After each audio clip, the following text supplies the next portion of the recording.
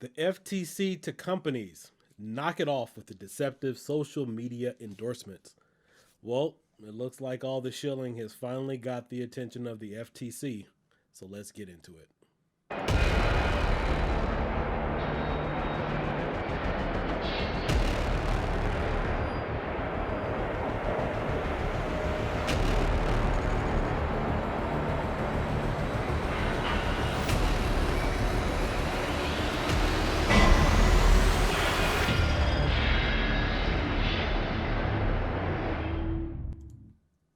All right, so this is a pretty big story. I just happened to see it come across my timeline.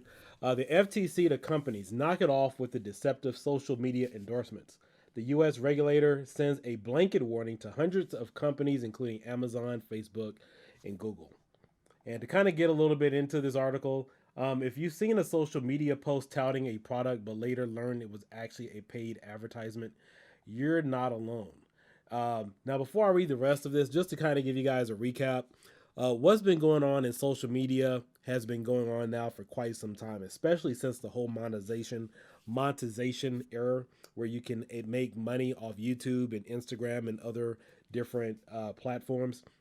And essentially, this is all shilling. You guys all know what this is. You guys are familiar with the term shills, where people are somehow compensated or paid by a particular company to endorse their product. And one of the first things that a social media influencer is supposed to do is obviously disclaim that in their videos. A lot of them don't. But a lot of them are giving kickbacks. They're given free marketing or advertisements in terms of social media boosting power. And I'll get a little bit into that a little bit later. But there are hundreds and hundreds of these cases. And so, just to kind of talk a little bit about my experience, I've probably done maybe two, maybe three product endorsement videos here on the channel. A lot of other stuff is something I'm really hyped about, and I want to help the company because I really, really love it. That's not what this is talking about. This is talking about individuals where companies reached out to them, gave them something for free, wasn't disclosed, paid them some cash, or gave them some other type of monetary value. Or in some cases, what a reviewer will do is tout a product as the latest and greatest. And then when you get it and do a review on it, for example, it's far different from what the other person promised it to be. So that's kind of what this is talking about. And I've seen a number of those situations happen to myself. I'll point those out a little bit later in the video. But let's go ahead and take a look at this article and see exactly what it's referring to. The FTC is also concerned about advertisers exploiting social media to push deceptive ads and fake reviews to unsuspecting consumers. So, in response, the U.S. regulator is warning the entire industry to rein in the shady practices or face potential fines. The rise of social media has blurred the line between authentic content and advertising, leading to an explosion in deceptive endorsements across the marketplace, the agency says. The FTC sent a blanket notice to over 700 companies, including all major retailers, social media platforms, and electronics vendors such as Amazon, Apple, Facebook, Google, and Best Buy. All recipients' presence on this list does not in any way suggest that it has engaged in deceptive or unfair product, the FTC says. However, offenders face the possibility of civil penalties up to $43,797, $792 per violation. The lady is Lena Khan. FTC sent a notice of penalty offenses to 700 plus firms, placing them on notice for fake reviews, deceptive endorsements, and other practices that cheat consumers and undercut honest businesses. Violators are subject to penalties of up to $43,792 per violation. The FTC puts hundreds of businesses on notice about fake reviews, and the Federal Trade Commission is blanketing industry with a clear message that if they use endorsements to deceive consumers, I'm not going to read all this because it's cut off. So that's basically the tweet. You guys could go to that channel and check that out. The FTC's announcement signals the regulatory mainly wants to crack down on the shady practices advertisers use when they pay social media influencers to promote their products. The blanket notice points out specific deceptive and ad practices companies should avoid. This includes ads falsely claiming an endorsement from a third party or advertisements that fail to disclose an unexpected material connection with an endorser. That's a whole lot of channels and that's a whole lot of people. In addition, ads should not say the endorser's experience with a product is representative of a typical consumer experience, which is clearly not, the FTC says. Ads should also never use an endorsement to make deceptive performance claims. The FTC's warning a reminder to always read multiple reviews from a different sources before you buy a product. It's also prudent to be on the lookout for fake reviews. So that's pretty much it in a nutshell. So just to kind of clarify what that means for those of you who follow my channel and you're into retro gaming, you guys already know who they're talking about. We're talking about the guys who are paid and giving fake reviews. So let's say Keel Dyken gets a device, and I'll promise it that it's the latest and greatest. And person B, regular consumer, for example, gets the product and they're like, wait a minute, these claims don't represent anything. Keo said maybe he has a connection, with the company. And then, of course, there's several hundred other reviews that resemble what the consumer's experience was. That's who they're talking about. And I've seen a lot of this happen in Arcade One Up. I've had it see, with, I wouldn't say retropie because that's a kind of, do it yourself type of hobby. You really, not really that, but this could happen with RC cars, so to speak. Obviously, retro gaming, this could happen with a lot of, people in the at games forum. This could happen with II Arcade. This could happen with Xbox, PlayStation. But primarily, this happens when a product is released to a few social media influencers and then months or maybe a year later it's given to the public, and then you get a general consensus of how a product is or how it really performs. And I've actually been subject to that too when I made my first Arcade One Up video several years ago, back in, I think that was September, October of 2018. And I was simply in a store referencing how the quality looked. This was Generation 1, Wave 1 arcade cabinet Street Fighter. It was at a GameStop for about 2 or 3 weeks, and the pixels were off and fading out. And what was it, about a year and a half later, then, of course, it became a consensus of opinion. It was okay to say that the Wave 1 Arcade 1-Up units had issues, but a lot of other people said they didn't. There were no problems with it whatsoever. So this is the kind of stuff that it's talking about here, in that companies are giving people things, or maybe they have some type of unspoken contract or word behind the scene, not to really point out everything, but just kind of paint them in a limelight that everything is okay.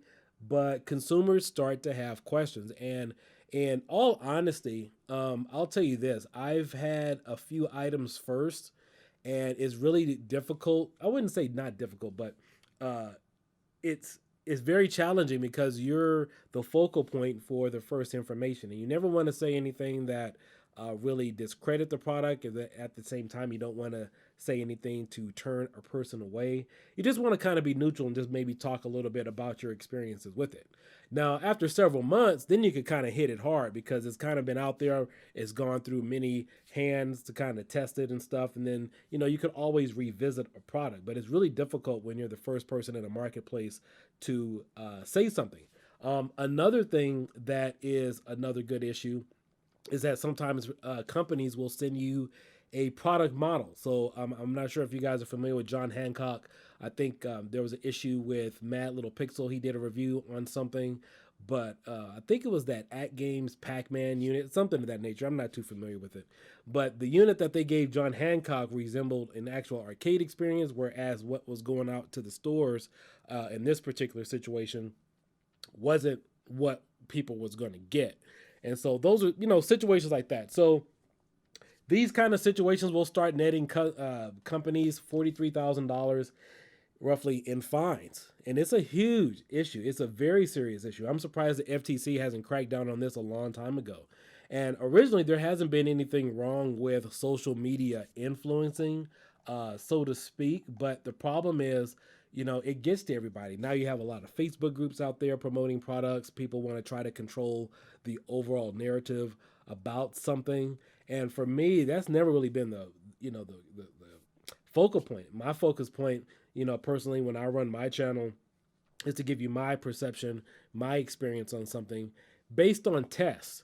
And I will say the last video I probably did, even though I paid for it, it wasn't product endorsement or anything, was my what was that? My Arma, what is that thing called? Telemetry for your RC car for the Spectrum radio. So I did it. Everything seemed fine. I did have some issues with it a little bit. And then, of course, a few days later, some other guys were commenting and saying, yeah, there were some issues with it. And I had noticed it. I just thought maybe it was a user issue where it was with the Arma RC car, things were disconnecting. And that did happen. I just thought it maybe was me. And again, obviously, I was the first one to do a review on it and kind of talk about it. And then there was some other ones. But I did reach out to not High Desert Hobby, Horizon Hobbies, and they did address the issue and they removed it from the marketplace and they fixed that. So that's what I will say. That was a good situation. Again, I was not a paid endorsement. I was just one of the first people to actually get it, post a review, and then document those experiences. But yeah, the FTC will be cracking down on shills. This is essentially what we call them here in the social media world. When people put out a review making consumers think that it is one way and it is really something else. And a lot of these companies, especially retro gaming, I'm telling you, they better cool it with this stuff because there's been a lot of talk in the community with companies endorsing people, paying people to say certain things, sending them free gifts and all that other stuff. And that's cool and everything, but you definitely got to do a review that represents the true product and then also make sure that the product you're giving is going to resemble what the actual marketplace is going to get. Let's see. Recipients' presence on this list does not in any way suggest any of that. I just want to go back here. For example, violated some of the penalties. So let's see here.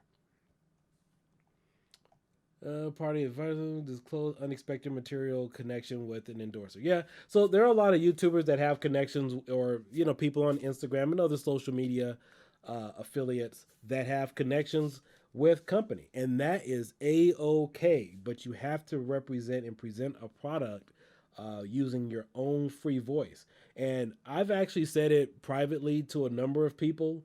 You can't get too close with some of these companies. When you start getting close to some of these companies and they get so comfortable, they can ask you to start pulling reviews or pulling videos down because they don't want you to maybe say a little, something extra. And we're not talking about violating NDAs. That is something entirely different. We're talking about you have a free voice and you get to the point where companies are trying to send you cease and desist letters or asking you to pull reviews because they're rubbing shoulders with you and so close.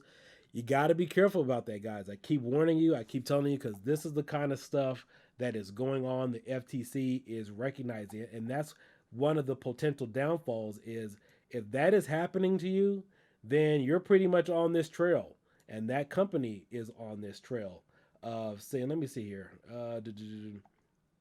So it's pretty much the same thing. I'm not logged in or anything on Twitter. But yeah, you just really have to know how to keep some companies at an arm's distance length. In fact, I know Linus Tech Tips and Jay's Two Cents and several other PC tech enthusiasts came to the defense of another guy who had legitimate complaints against NVIDIA. He showed them the test and everything, and Linus was pissed about it. Linus literally went off because he was, he had promised he never needed to represent NVIDIA again on his channel. I remember that happened on the Juan show several months ago, where NVIDIA, not in a really threatening way, but they were just kind of mentioning to cut off this guy from receiving early product reviews of their video cards because his tests were entirely different than what other people had shown or what their company had. And so Linus was really upset about that. I know Nexus Gamer I think that's his name, Nexus Gamer. He was mentioned something like that. But a lot of those guys came to this guy's defense because what Nvidia had promised to do was entirely wrong based upon this situation.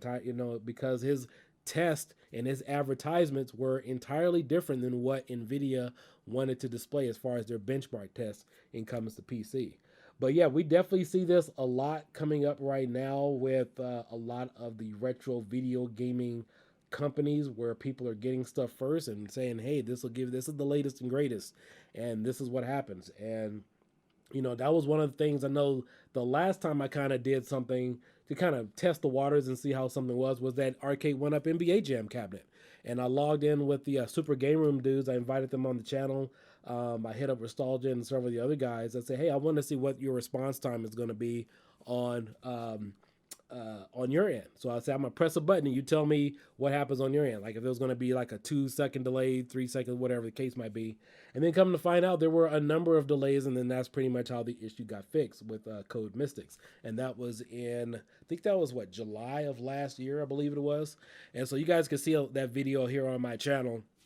But you got to disclose things like that, or actually show the test, because I know a lot of things, and not just that particular situation, where there are a number of new products coming out, and the only experience that people have with that is some YouTuber. That's really it. And I'm really skeptical now to see a lot of companies that claim they are reputable. Another thing to watch out for is companies that don't have their own social media following. I'm really skeptical about that because, I definitely, even myself, would appreciate somebody sending me a product to do a review. But at the same time, I mean, a company should always have their own line of marketing.